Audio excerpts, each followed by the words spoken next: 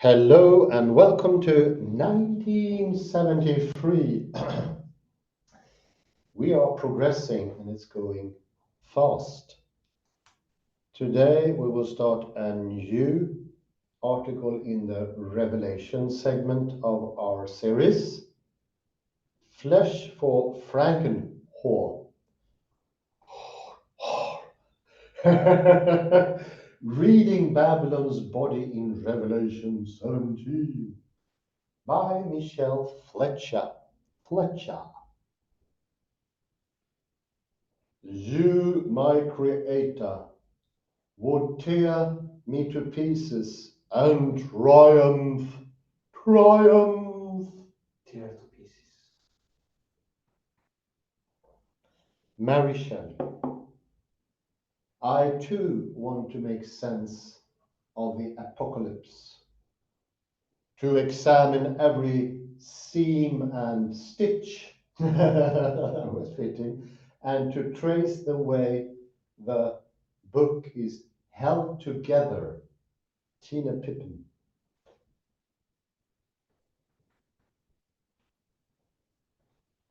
There's nothing to fear. Look, new blood, no decay, just a few stitches, declares Henry Frankenstein in James Wales's film Frankenstein, upon first glimpsing his creation. Creation.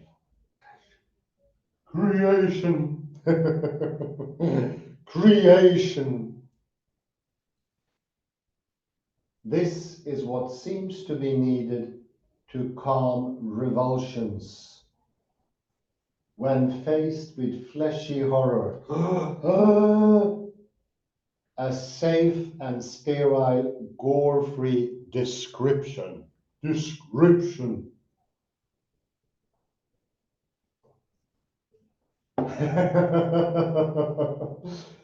Current scholarship on the Whore of Babylon strives to make the same. Nothing to fear, claims regarding the portrayal of her textual body. Her textual body.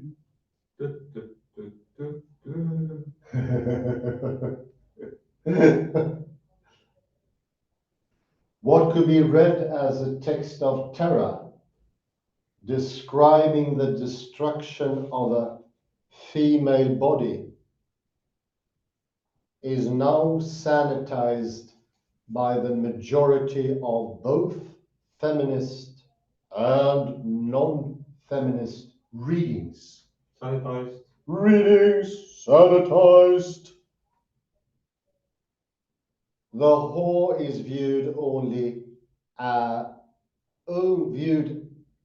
only figurative, symbolic of a city, stripped of fleshy connotations. Flesh. Fleshy. Nom nom.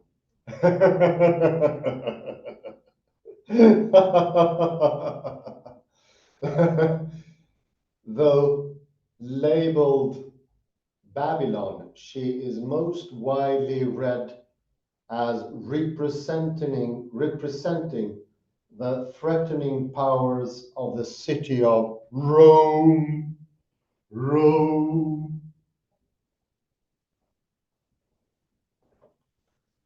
And its ability to seduce people into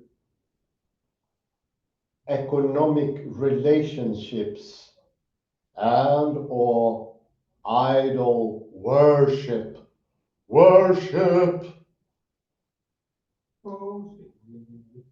Though some have suggested Jerusalem. Such symbolic readings are rich in their results and have provided invaluable insights into the text and the world in which it was created by not focusing on the flesh, but on the wider textual fabric. Textual fabric. Textual fabric. Flesh.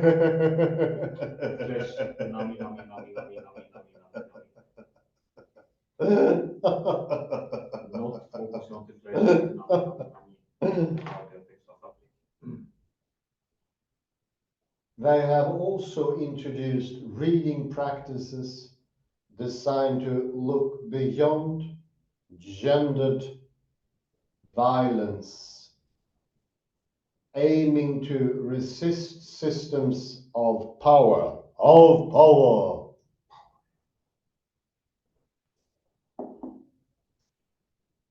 However, sanitized descriptions of fleshly horror do not mean that gory threats do not continue to lurk in the dark. Wales Frankenstein soon finds he has created something far more than just a few stitches. He has produced a flesh Nami, nami. and blood monster that elicits fear he had not imagined.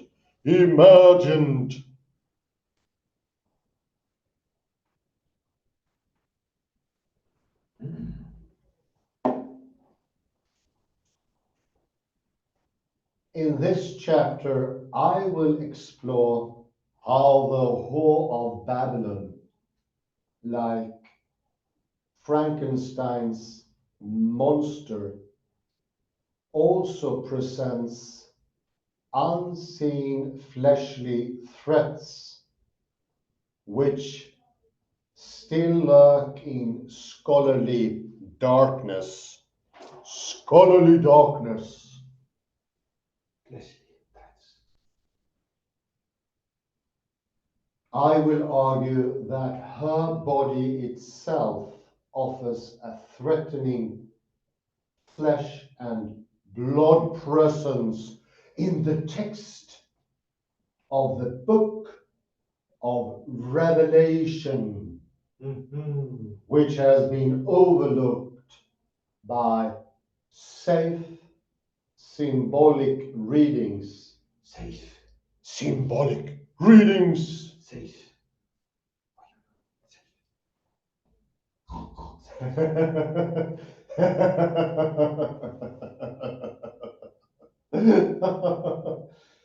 In essence, in this exploration, I will attempt to flesh out Nami, nami,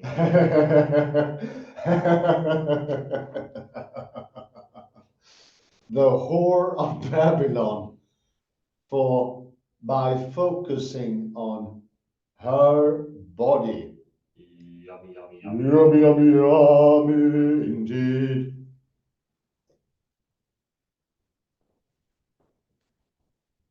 To do this, I use an innovative approach, a comparative analysis using Frankenstein's monsters. Monsters! Oh dear! Oh dear! One, monsters.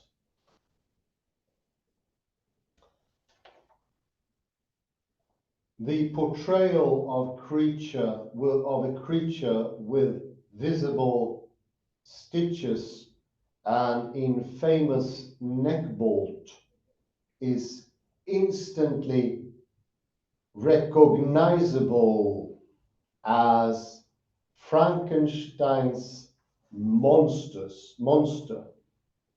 Yet this iconic image bears little resemblance to the creature presented in the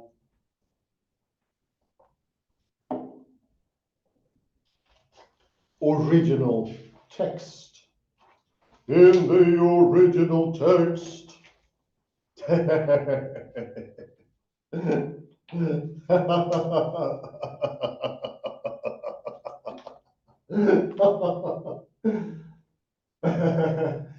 In fact, Mary Shelley was notoriously vague about the monster's appearance and even how it was made. Made. Made, indeed. Made, maiden thing to be discovered. It has been left to filmmakers to give a body to the monster, to inscribe flesh to the text of Frankenstein. To inscribe flesh, nami, to the text of Frankenstein. To the text of Frankenstein.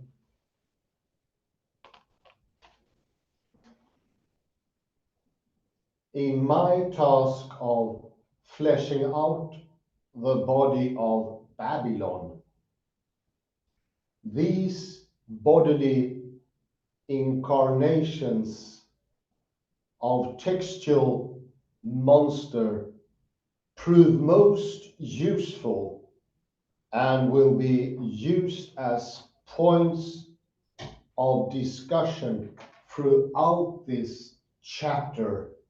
Out this chapter, out of this chapter.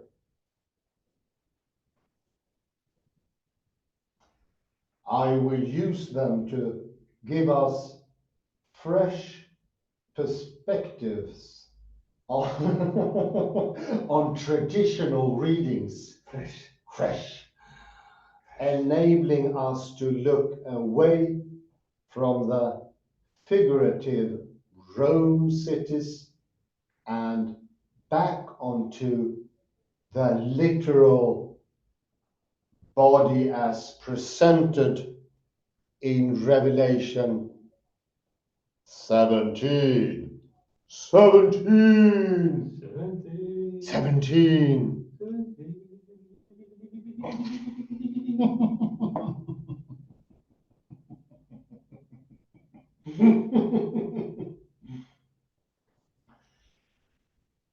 I will also use them to explore how scholars have envisioned the whore of Babylon's textual body. What has been inscribed upon her, and also what has been overlooked in her destruction. In her destruction.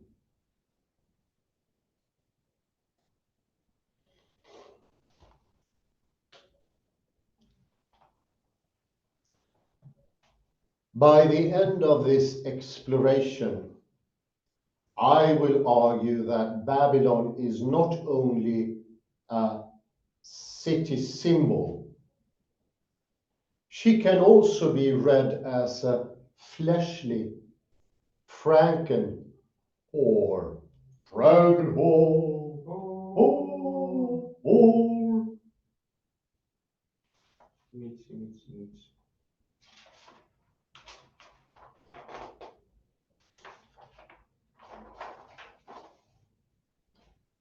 2.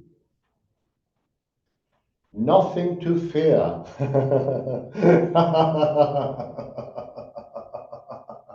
Just a few stitches.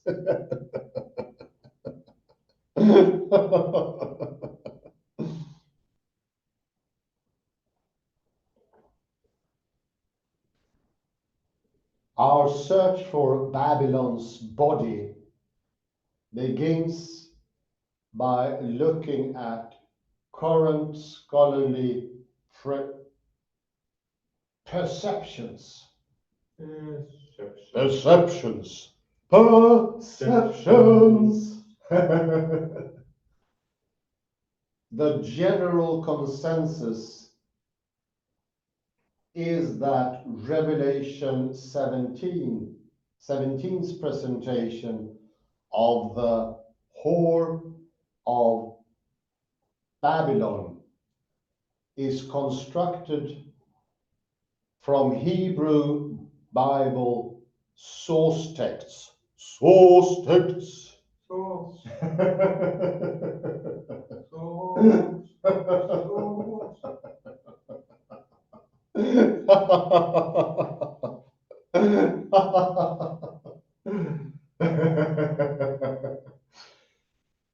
Different textual allusions are brought together to create the powerful image of the whore,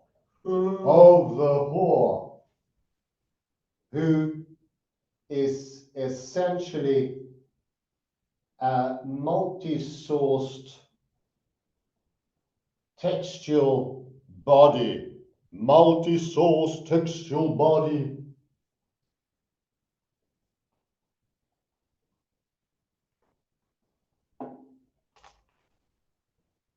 The original context of her textual parts are then identified in order to indicate how she should be understood and what is so threatening about her.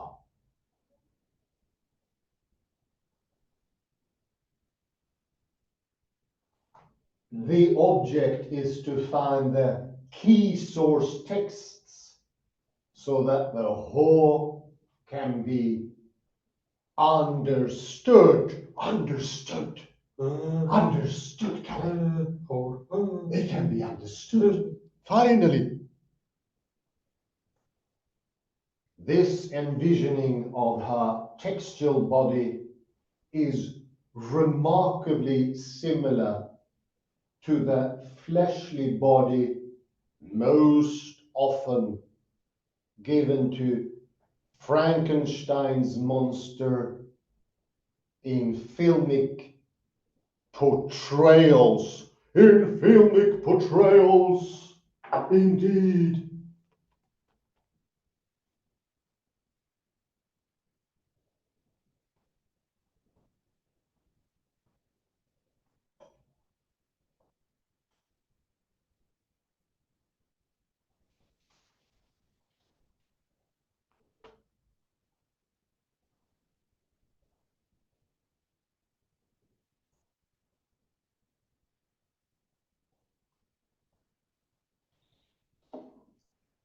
The image we have come to expect on screen is of a monster whose body is constructed from variously sourced body parts, sewn together with the connecting seams still visible.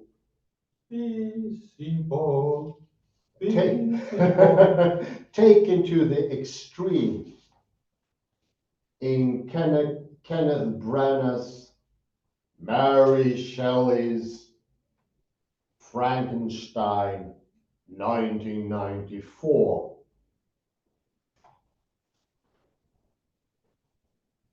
Where the monster resembles a baseball. Poor chap.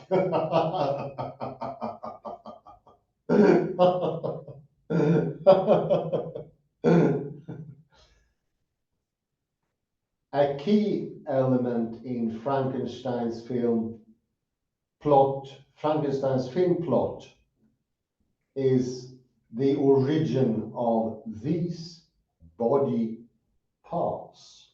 Oh. Body parts.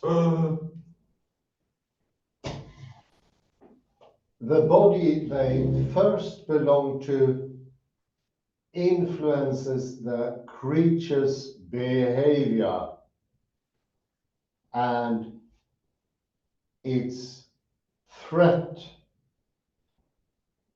For example, when the monster has a brain taken from a criminal,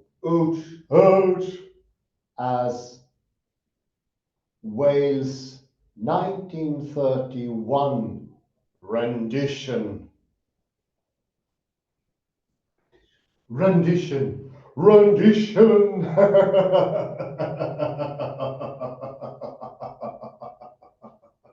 Rendition. It turns to murderous ways.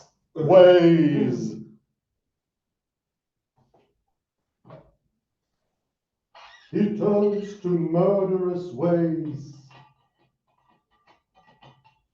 In Frankenwhore, Frankenwhore, the head of Frankenstein's girlfriend is attached to parts sourced from prostitutes, creating a monster looking for punters. In Paul Morris's Flesh for Frankenstein, 1973, the head of the stud monster comes from an ascetic,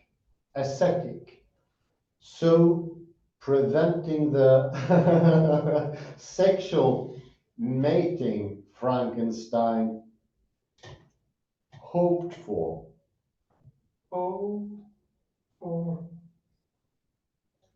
Thus, the viewers are beckoned to guess how the monster will develop ways to threaten as the film progresses. Based on where the body parts have been collected from. Will it be good or bad? Sex mad or sterile? Sterile.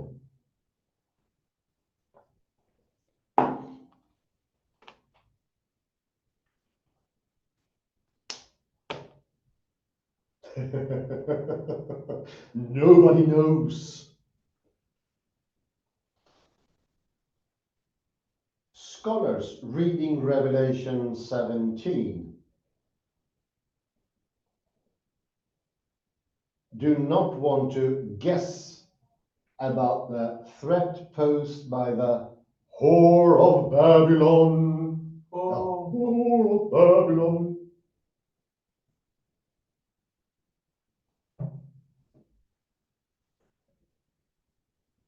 The aim is to discover exactly what her origins are, so that she can be accurately read and understood.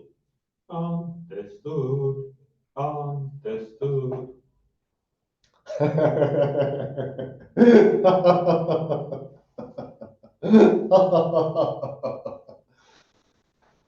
However, this is not an easy task, for her source texts seem to have undergone textual blending. Gregory Beale comments, that in the book of Revelation, it is not unusual to find that 4, 5, or more different Old Testament references are merged into one picture, leading him to ask, how are such combined allusions to be studied?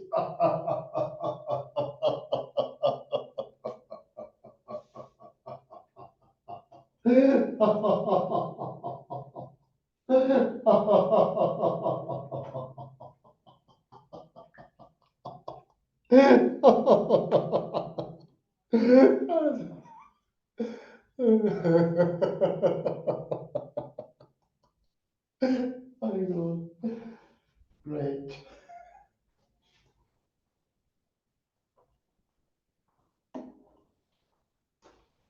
The textual body is evidently not very easy to dissect. Dissect. Dissect. No.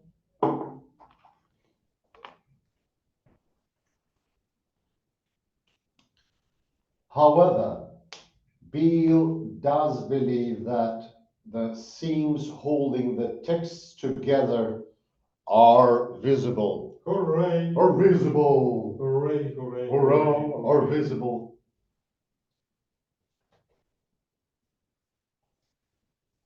Therefore, he proposes.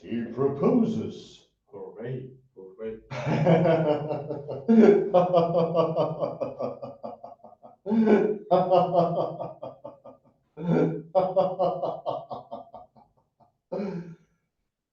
That we separate images out into layers and then relocate each back into its primary location. Its primary location.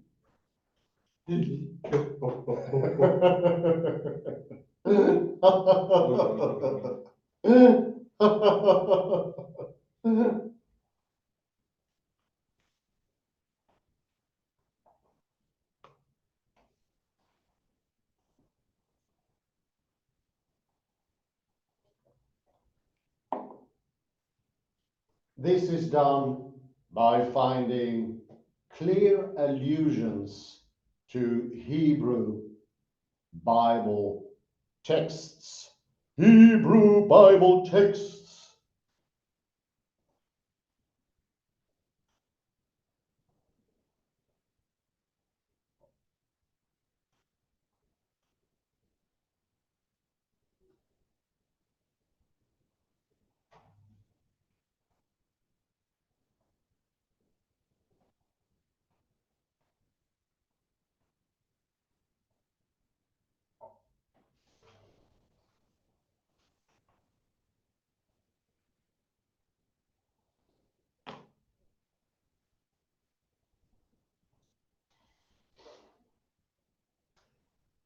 The reader can then observe from which text the most important, most number of clear allusions have been taken, and therefore which textual parts govern how the image should be interpreted. Interpreted.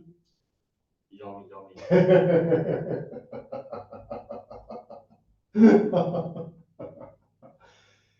Beale's reading of chapter 17 is long and highly complex, but it essentially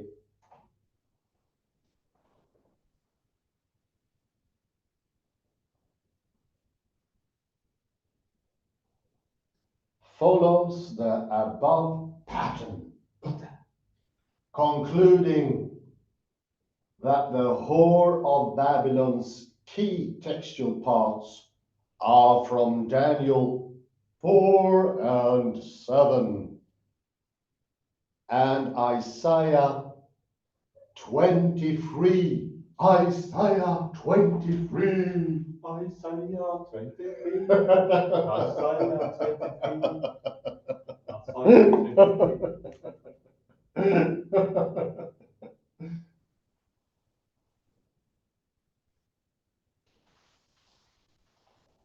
These texts govern his interpretation of her. So he concludes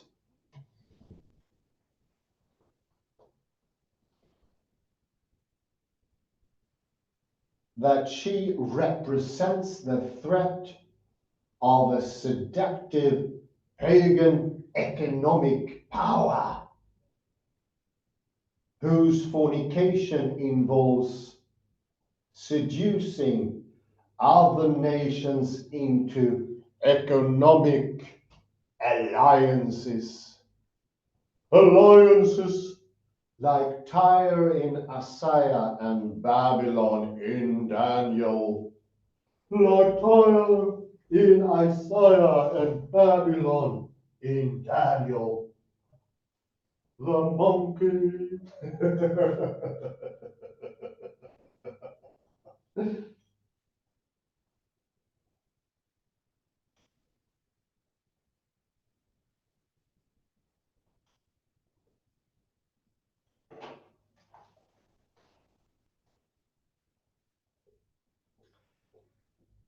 The other texts which he observes are there because they are thematically compatible with these key textual parts. The key textual parts. Yummy, yummy.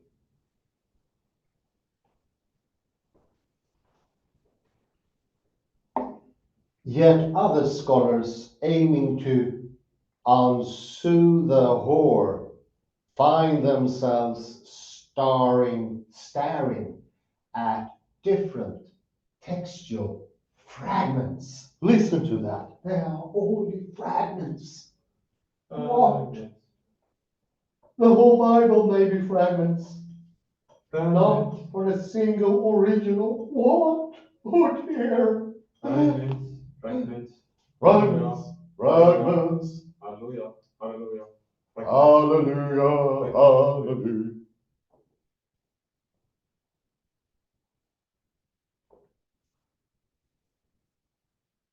Pierre Prigent argues that she is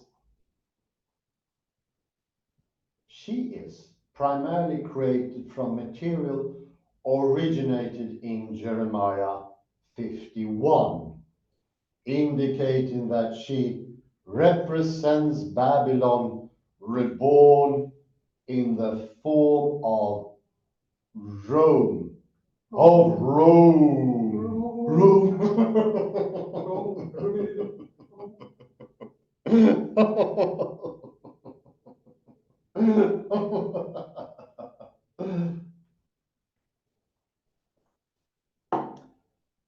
For Barbara Rossi, her most predominant features derive from the errant woman. Errant woman trope, particularly Proverbs 1 to 9, representing the seductive path of a wicked city. Ouch. For Jean-Pierre Wyss, she is primarily constructed from Ezekiel 16 and 23, giving her appearance of Jerusalem chasing after foreign gods.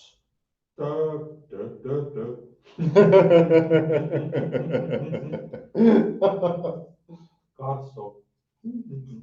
Each of these scholars' readings are complex and nuanced, But,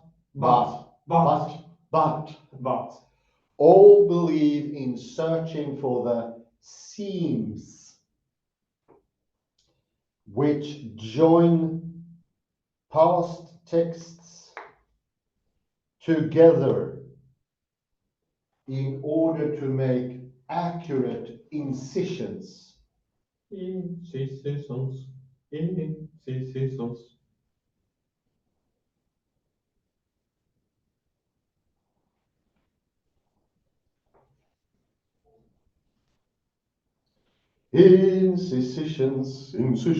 Incisions together.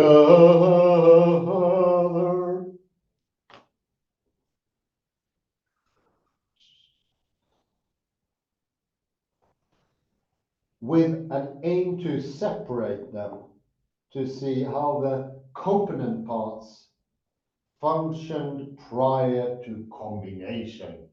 Prior to combination.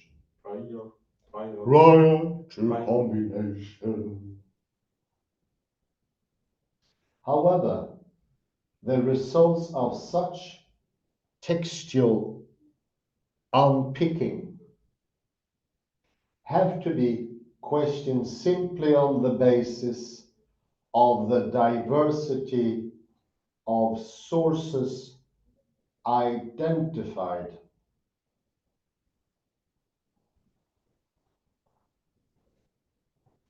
Identified.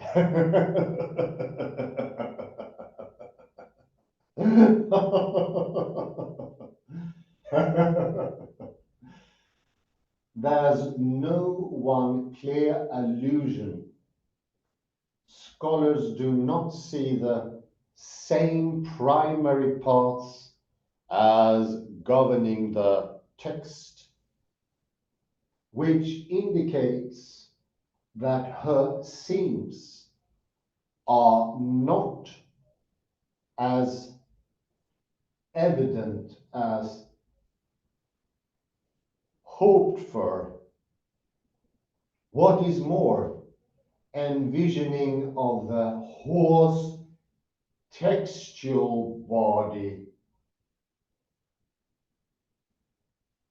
and the threat she poses in this way leads to a complete overlooking of her fleshy nature as a whole, as a whole, as a whole.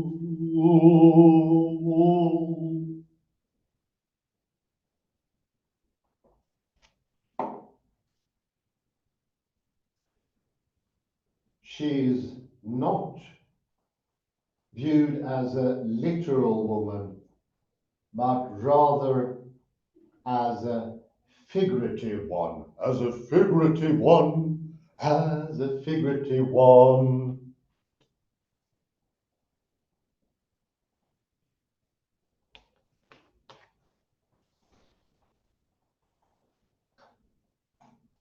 The focus is on viewing the description of the whore not as depicting an actual female body, no matter how symbolic, but rather as, as but rather a city. A city. Therefore, finding her textual origins has been important in order to unearth which city is symbolized.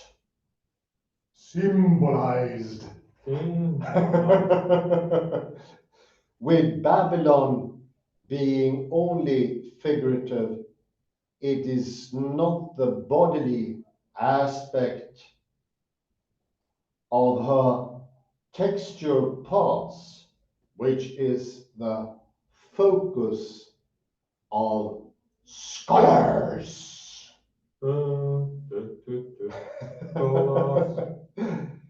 Instead, they look to cities such as Nineveh, Tyre, Jerusalem, as well as Babylon. Babylon. Babylon.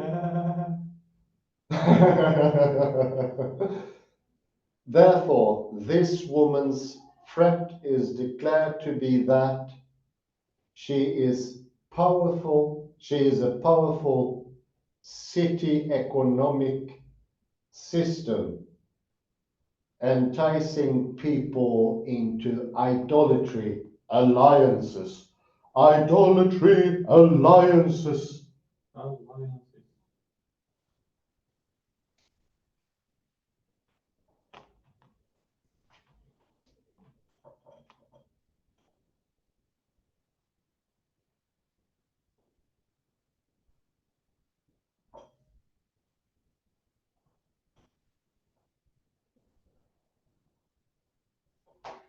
Alliances, alliances.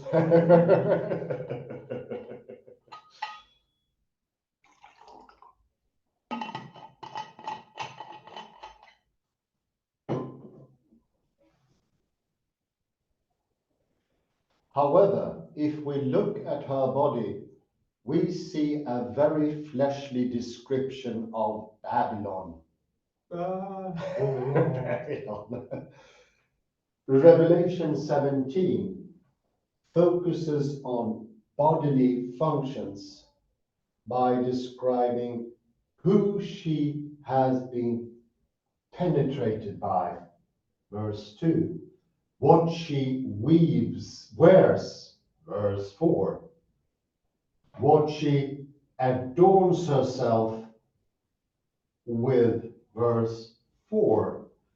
And what has been inscribed upon her. Verse 5.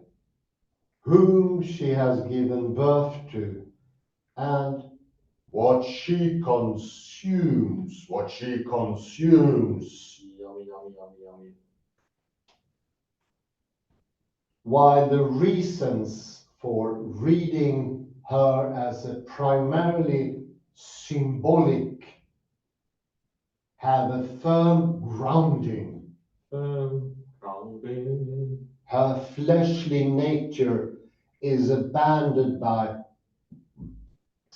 such practices. Fleshly, yummy, yummy, yummy. Fleshly, yes.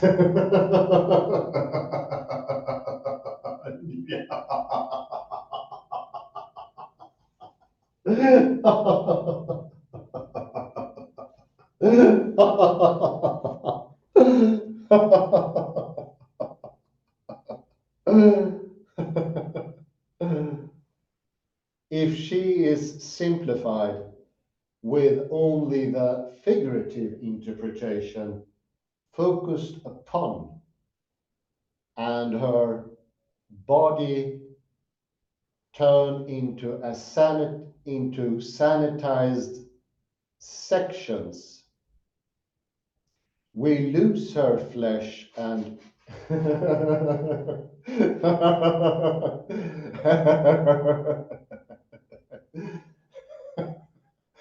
and important layers of her textual fabric. Therefore, although these readings are insightful, they are also ignoring the very thing they are staring at, a fleshly body. Yummy, yummy. And that's such an unusual word, so that will be the stopping point for 1973.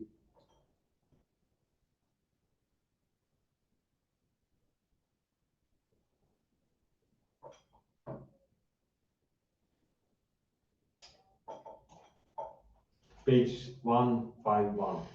151. 151. I will take a little pause here and I take note of that. Merci beaucoup. Très bien. Let's go for some quotes here. 145. First paragraph. Such symbolic readings and so on have provided invaluable insights into the text and the world in which it was created by not focusing on the flesh, but on the wider textual fabric.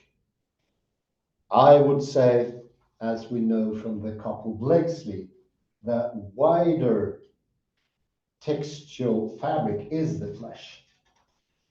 The body is dependent on everything around it.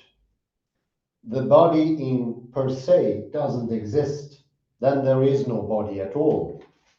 The body is the wider textual fabric, and I like the expression, textual fabric. Let's keep that in mind.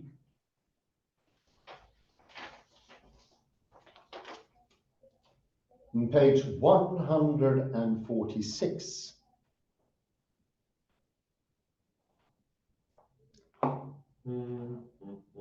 The first paragraph.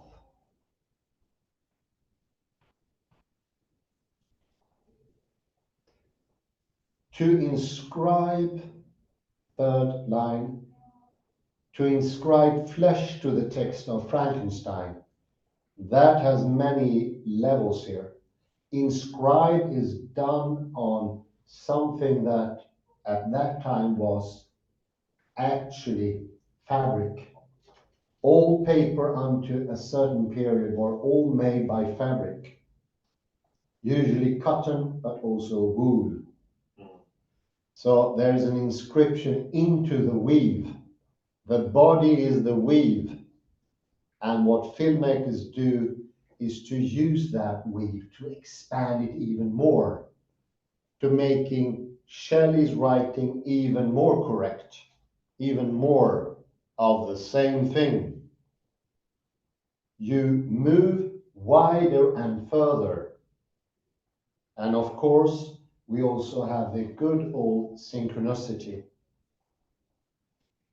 No text is valid anything if synchronicity is not there. We mentioned Frankenstein earlier on. Isn't that a coincidence? We spoke about Springtime for Frankenstein by Mel Brooks and the abnormal brain. That is no happenstance.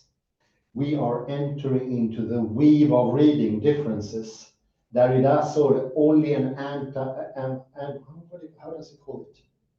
A person like Searle, very limited mentally, with a very little intelligence, would read the text in isolation. The less you understand, the more you isolate the text. And the less of understanding you get it. But going into the weave, you read the text. And there is a question at the bottom of page 148.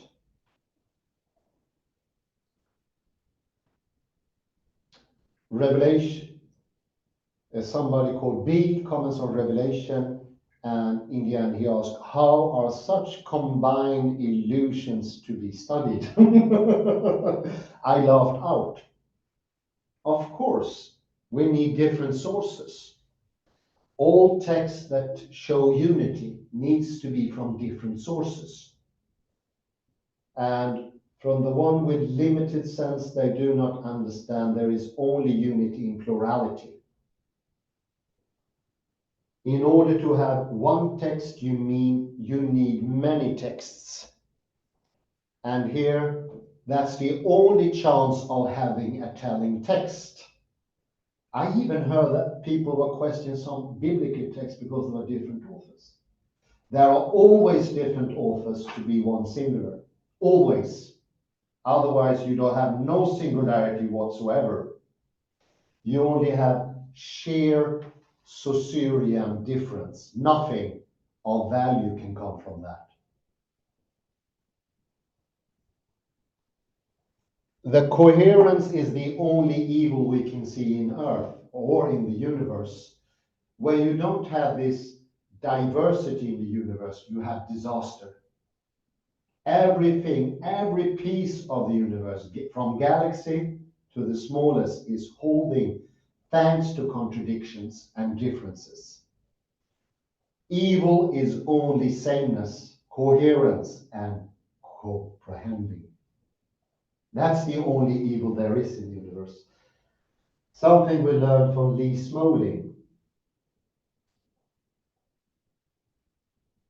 I also like the references of economic alliances. They are like the connections of in the weave that both makes it possible for there to be individuality by Tyre and Babylon,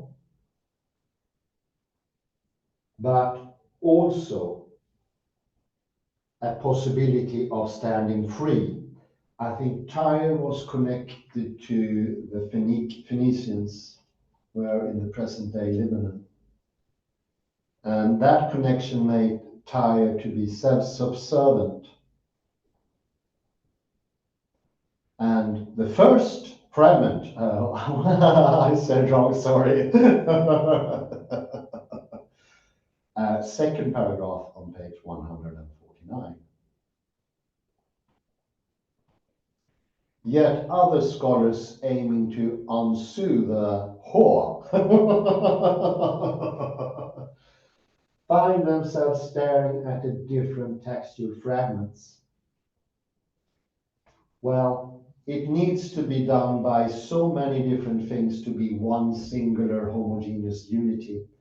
So to looking at textual fragments, that is cutting it apart, sharing evil, doing the mark of the devil deeds, actually, going in and destroying what's been built up in the Bible. It's in the seams where you have stability. And this is, of course, fractal borders. So the differences in the text are the fractal borders keeping it together. Without these borders, differences, we do not have collusion. We don't have the weave. It will break. The looking for singularity is the stopping of bringing in all things, having them all there, and oneness. What these scholars are doing is doing the other side's work by looking for original and all that. That's the only way of destroying anything in the universe. There's no other way. There's only way a galaxy can be torn into pieces if it has one sheer origin. There's no other way. You cannot even blow up a galaxy. Nothing can blow it up. Only sameness and one original. And further down, I have a very interesting thing on the second paragraph, page 150. It's about 12 lines down.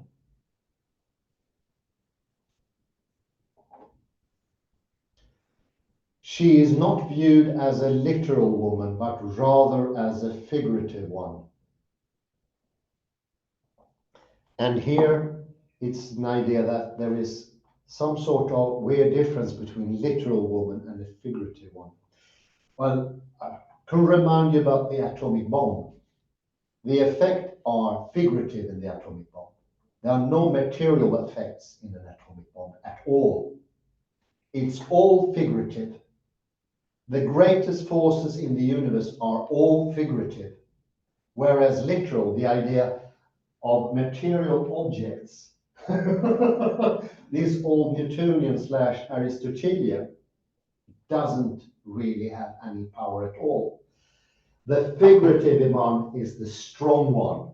That can break, can do horrible things, but can also do fantastic things. That can only the figurative one. Remember what Ove Bohr said, saying that the atom exists destroys physics. makes it into nothingness, as the same as Newton atoms that are all identical, with windows to see, destroys all material things and causes in the world. The figurative is always the strongest one. And therefore I go to the last sentence of paragraph 2 in page 150. Therefore, this woman's threat is declared to be that she is a powerful city economic system enticing people into idolatry alliances. But she's also at the same time creating freedom, individuality by alliances. What are alliances? They are the weave. An alliance is connecting threads between Tyre, Carthage, if that existed at that time, Byblos, and other towns in the Phoenician Empire. That also makes for strength of each individual. That is quantum relativity. They go hand in hand. Kalle, not too long comment. Please go ahead. Okay, let's go to page 147. 147. And the microphone. The microphone. Microphone. Let's have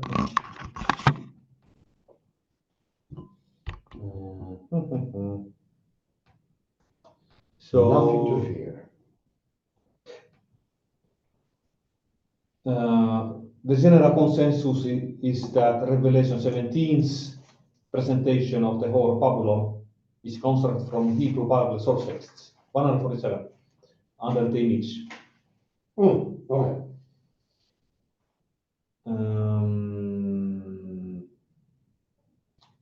And then further down on page 147, the object is to find the key source texts so that the whole can be understood. Ah, yeah. So when you study the Bible, Yeah. you have two terms that are almost synonym, Yeah. but still miles apart. One is original.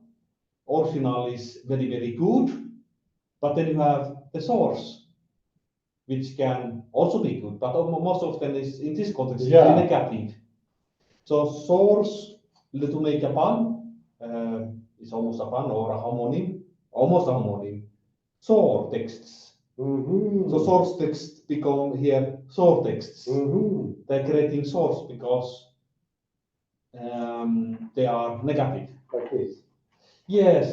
So these sound like atomic, what do you call it then? Like after Hiroshima, the source texts are actually bad because they are not.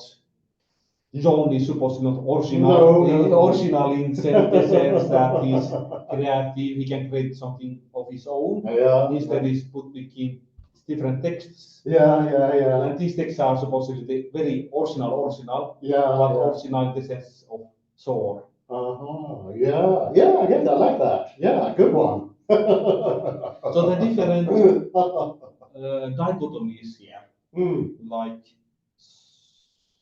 what could you call them? One dichotomy is flesh, body against textiles or text. Indeed. And the dichotomy is here textiles against the body. To a certain degree, it's useful.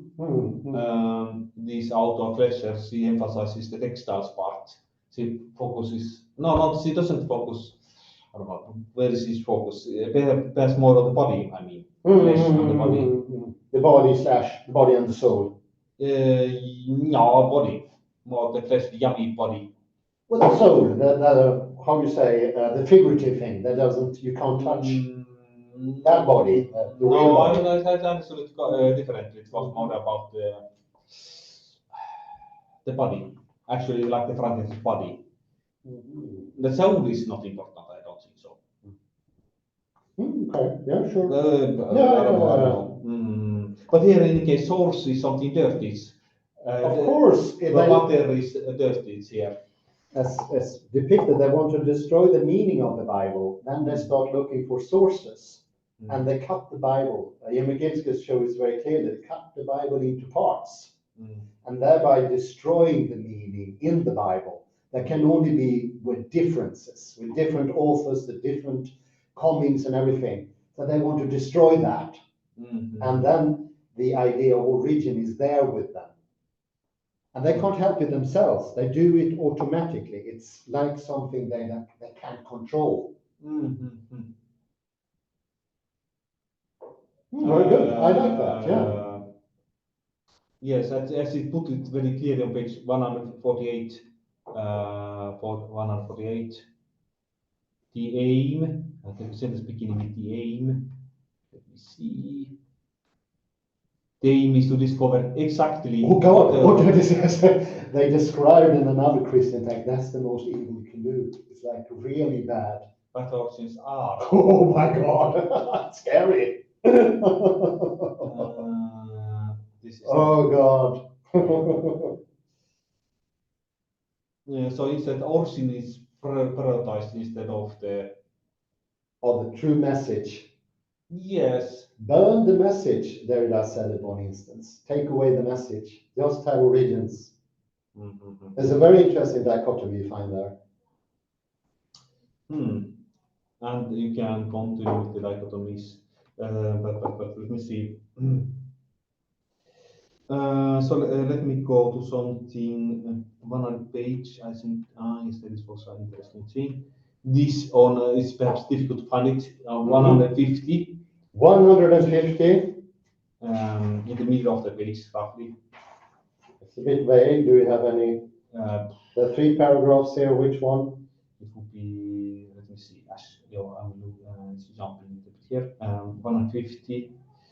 Or give me a prominent word. Okay, second. Yes, it's the second, and then 10 lines down from the second paragraph. She is not viewed as a literal woman. The sentence begins with what is more?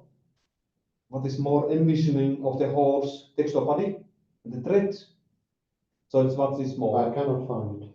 So on the second paragraph on page 100, the sentence begins with is more. 150 and begins with what? What is more? Let me see. I know. So what There's the is, second paragraph. Aha, it wasn't in the beginning. I thought it was in the beginning. what is more? There. Aha. What is more? Got it, yes. Okay. So what is more, envisioning of the horse textual body, and the thread supposes in this way leads to a complete overlooking of her fleshly nature as a whole. Oh yeah. Here we could make borrow Stephen Rosen's homonymy, whole. Yeah.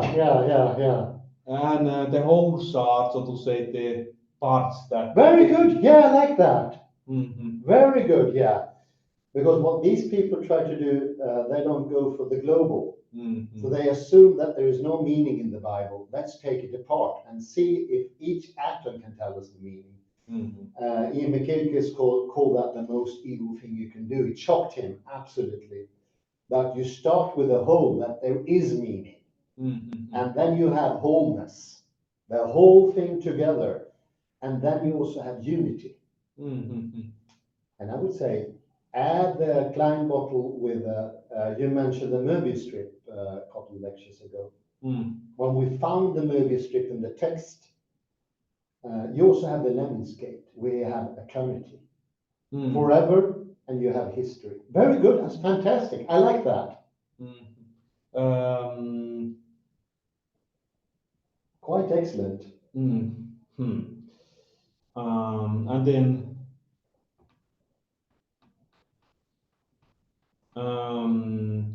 okay, let me say something positive also about this paper by Fletcher. So the last paragraph on that same page, yes, about the body, that it's only often read as a symbol, symbol for Rome. Yeah. Then we forget about the body. So that's good. Yeah, extremely interesting. The symbolic is the stronger, whereas the material is the weaker. Yeah, it's very interesting that. But I don't know if I would agree with you Mm. there, Hans, because if you think in the Roman Catholic, so it's actually I don't know about, for instance, the bread. Is it is literal? It's literal and it's figurative. Figurative is the stronger one. Okay. That's what creates in physics differences. Well, can you give an example of that? Everything in physics is figurative. The old physics had this idea of material, atoms, you know that? Okay. There is nothing of that in quantum physics. Mhm. So all the forces are figurative, symbolic, Mhm. and that's the only thing that can create and also destroy. So that's the stronger part. But Newtonian has seeped into our thinking, and thereby, as Blakesley said, we have the idea of the body consisting of atoms. Mhm. It's a fairly new construction.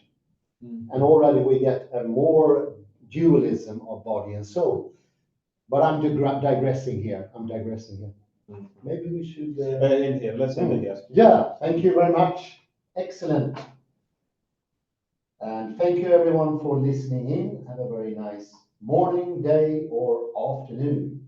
Bye bye for now.